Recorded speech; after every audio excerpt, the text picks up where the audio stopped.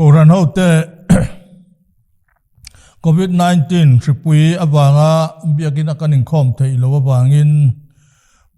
pathian ne piang in Chan Marwes Koran chuan kan Koran mi te na pathian thu cha kan soi theina turin YouTube kaltlangin pathian thu kan soi thina when he Bible Sunday ania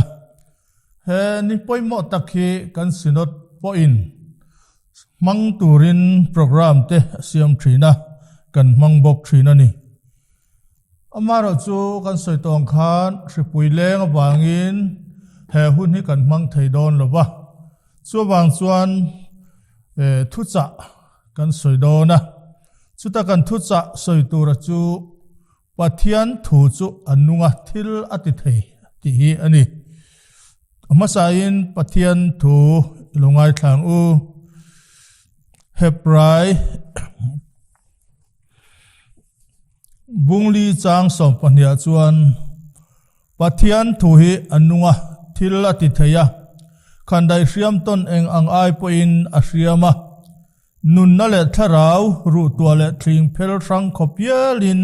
a chun theya thin lunga ngai tua tle tum te hi a hrengal theni tin anziaka tin Timothea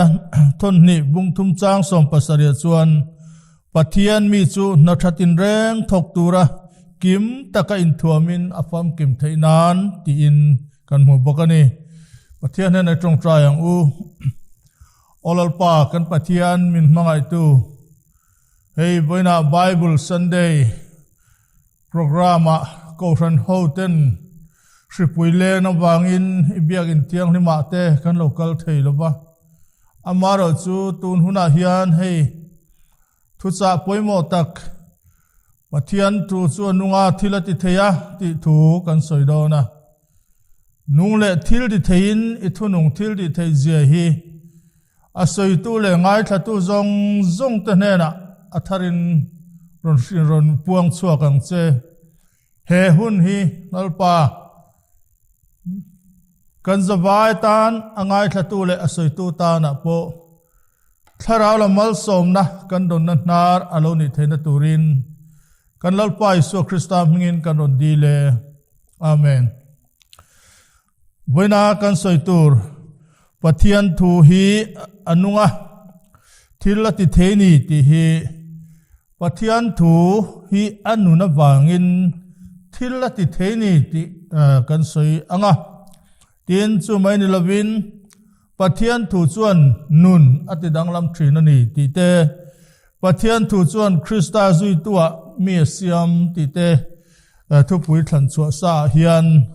aron neya chumi mang chuan kan soi don ani kan Bible chang chira tang khan pathian thu hi anungani pathian thu chu thilati theini ti kha alang chiang em maya pathian thu kan ti bera hi enge ni o ti in angai to theya Hebrai ho chuan thu ti hi angai poimo em trina pathianin ama thu in khovel hi asiama pathian thu chu oi ngei tur a thu poimo a angai ni tin thu ti hian asoi tu azirin thu nei na akeng boka asoi tu mi zia le ni na omdan le nundan po khan thu khan thui tak ako kani kiniang minaran thu soi chu mi in enga ba kan ngai lo amaro chu kan ram chief minister te kan governor te India ram prime minister te thu soi chu thu tling ania chu bang chuan mi in an ngai sang thin ani chu ti chuan thu hi asoi tu azirin apoimo hle don ani ti hi ta tang chuan a hriat the ni tin pathian thu ani chuan pathian du dan kha akeng tel ta a tin atum le aril rupo asoi tu tum le aril rupo kha khan akok ngal be kani thu thlung hluya chuan lalpa thu an za in an ngai poimo ema lalpa mel kha muthei loma sela athu soi chu an ngai poimo thina ni an zom mai thina ni chu tiang chu entinan nova chuan nova hna pathian thu lo thlenga tuile don long tukro atia nova chuan kha thu kha a oi ngal maya kum tam tak tuile ma in long atukani tin zol nei isai tele midang dang te po in lal iswa lo pian tur thu an soya isai bung ruk chang kwa te phei chuan tiang hian bung kwa chang ruka kan ta nau panga pianga fapa pekin kan omta ro rel na chu ko kia chuanga aminga chuan remruat tu maka pathian saka satuan pa rem nalal antidon sia anti khang chi zong songa kha thu alani atakala la thleng lova tian han soi isai ten han soi chouze lan han soi chouze la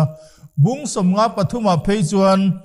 iswa ina kan ta na ator tur thu chiange emin an ron soya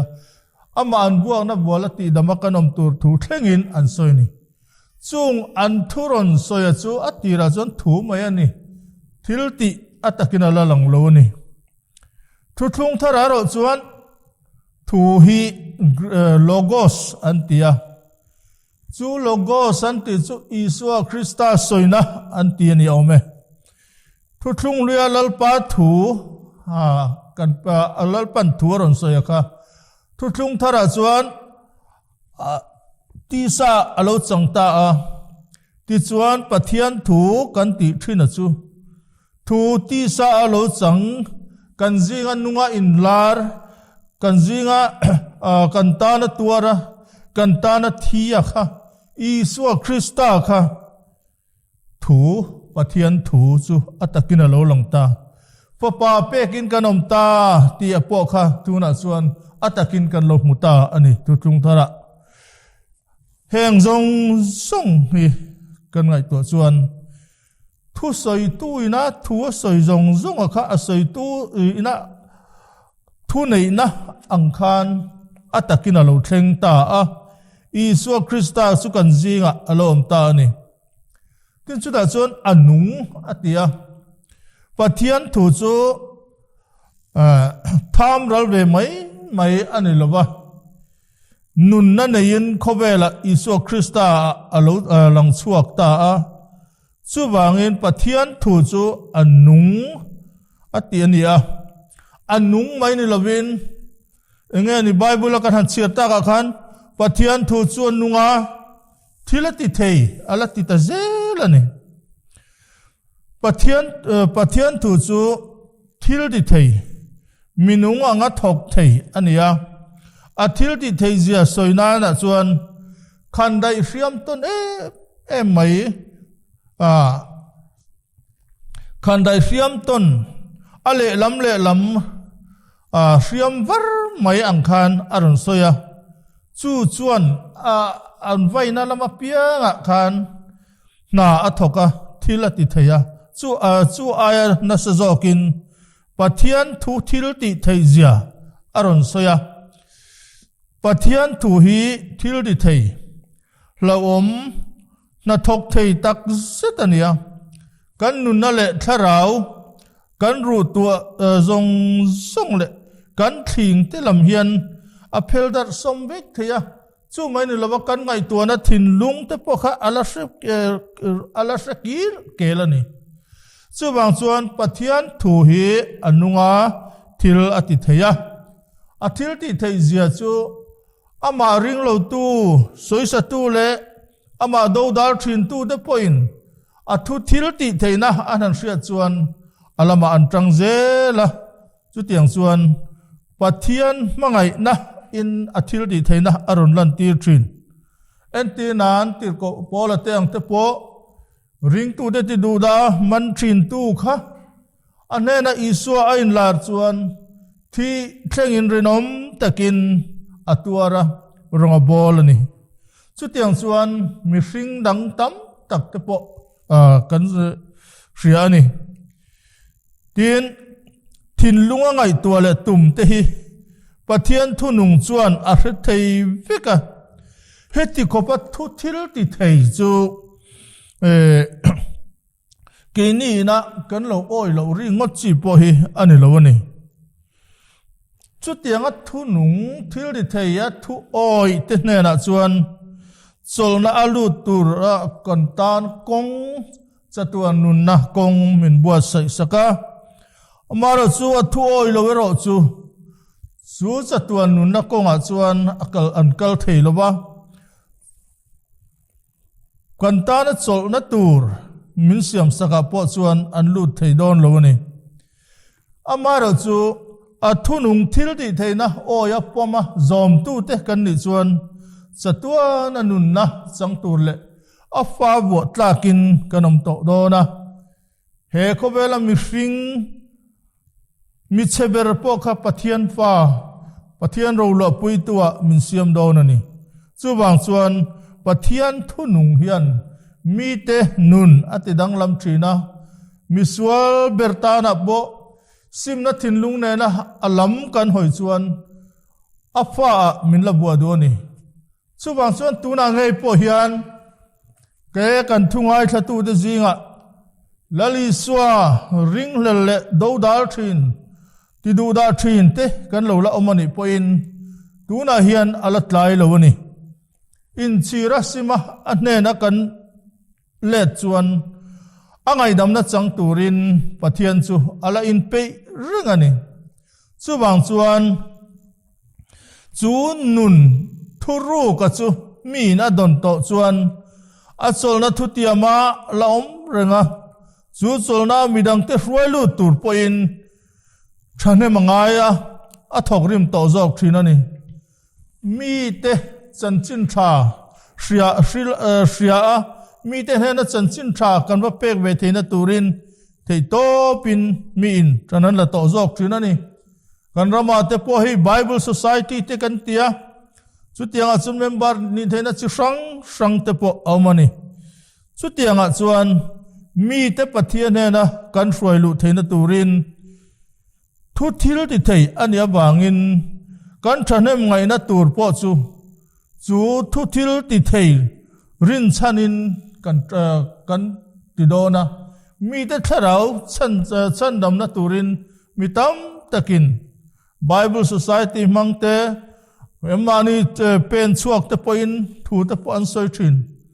chu tianga chuan mi te ta na hian mal som na kan ni the ni thu til di thei rong bol na tel ve na chance kan nei te po hi voina hian kan van nei em ani ti hi kan share the poimo Bible Society in member ni theina chi sang asiama te po hian kan tel ve chuan keimani kaltlangin kan sum nei kaltlang khan pathianin aram azau don ani chuwang chuan kan sum nei chun ang te po pathian ta na kan pe ka member kan ni ve theina tur kong te po kha kong sanga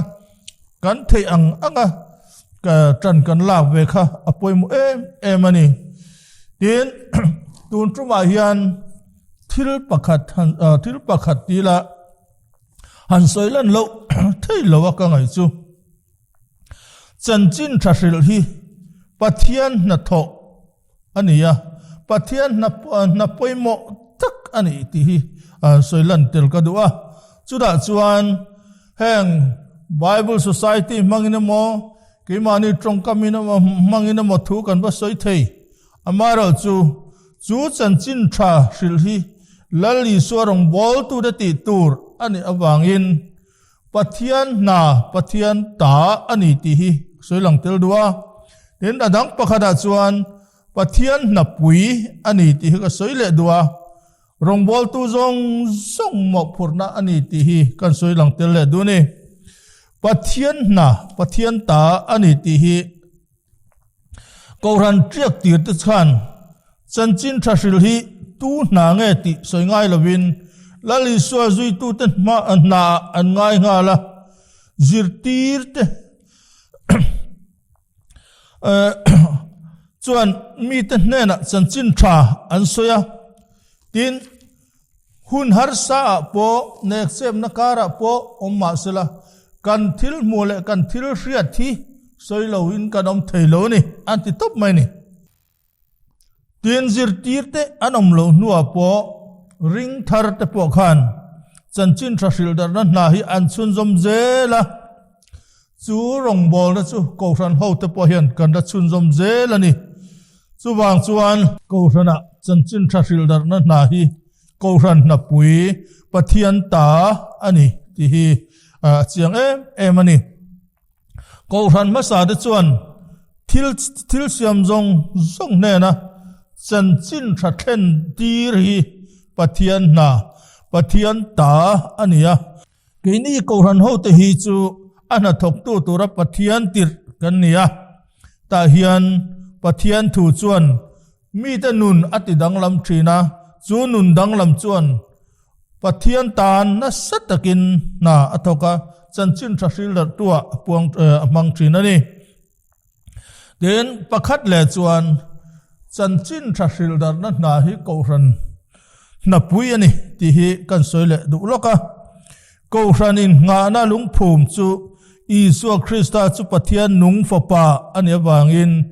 Isu Kristan athisena adin ania adin tu Isu Krista chuan ring tu de chu khovel zong zonga kala chân chín thà sil dar turin min tia basil ringot ni lavin ama nge po kha la li suan khovel top thleng point in na ka om ze lang ti in min lo thamwan bokani chuwang chuan he ko ran na pui hi boini thleng in kan da chun zom zel ani chu chân chín tha na tho tir tu la li suale ko ran hi ain thung thata tharau thiang lim le chan chin tha sil hi ain kop thata chan chin tha sil le Bible Society po hi ain kop thata an na tho de po hi Bible Society po hian chan chin tha sil dar na turin athu te puan dar lo nia mi te na chandam na chan chin tha alo then the na turin thil nei mangin anlo thok thina ko ran hi tharau thiang lim hruai ania ang bokin chu muna rong bol tu thei anga member kan lo ni ve na kan tholom te kha pathian in mala song thina ni mi mal tu po heng Bible Society ngai sak vak lo te chan chin thapuan dar ngai sak vak lo te hi chu rong bol tu lo tling ani theilo ni harna alo than hian mak em chu camping crusade te kan tia harna te lo than hian Bible Society hian hian alo than pha zela kan ko ran ange po khan thoi ka chu camping kan neya chu ta kan camp na chuan kan speaker chuan hununga Bible Society chung changan soya chuan mitam takin rong bol na an changa chu ta tang chuan kan target te po kan lo khum hialani tiang kha ania pathian rong bol na hi lali suwa Krista rong bol na ko ran na pui ani awang hin ma so na pathian in a chen chil thadani ten atom na chuan ring tu zong mo phurna ani ti hi chuta chuan ring tu kan ni ve chuan kan mo phurna chan chin tha sil dar na hi kan mo phurna ani ti hi kan sia ta poimo ani pathian chuan ama ring tu piang chu mani tlin tok ze la chan chin tha sil turin min ko beka India rama Presbyterian Koran Thurin Pakwana chuan ring tu zong ti tur chu khovel puma Christaram ti zau tura beite tiar aumane khovel ram zonga Christaram ti zau tura kan be dona chuan he chanchin shildar na hi apoimo mani chuwang chuan chanchin shildar na hi ring tu zong na ania wangin nangwa ngai pokha ina imo purna ani ti kha helai hian aron nem ngetani chutiang taka pathian na ngai poimo na ania wang chuan tu ma bang thai kan ni lowa mani thayang tok Bible Society de potran laturin zaina hian kanin cha ani tin pathian thu chu anuna wangin thil ati thaya